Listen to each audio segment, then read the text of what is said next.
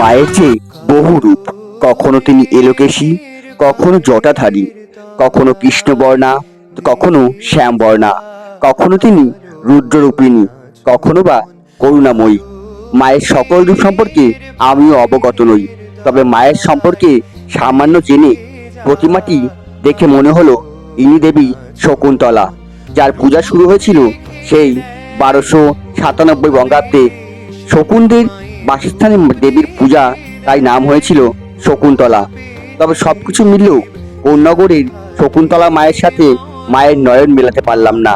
শিল্পীকে বললাম, মহাশয়, ইনি কি দেবী শকুন্তলা? উত্তর পেলাম, হ্যাঁ, ইনি দেবী শকুন্তলা। কুমোরটুলির সাজপট্টির দিকে রয়েছে ঢাকেশ্বরী শিল্পালয়, সেখানেই মা সাজছেন। সাথে রয়েছে দেবী শীতলাও। প্রতি বছর বৈশাখ মাসে কৃষ্ণপক্ষের দ্বিতীয় অথবা তৃতীয় শনিবার হয় দেবীর পূজা। বন্ধুরা, আজকের মতো এখানেই শেষ করছি। দেখা হচ্ছে পরবর্তী ভিডিওতে।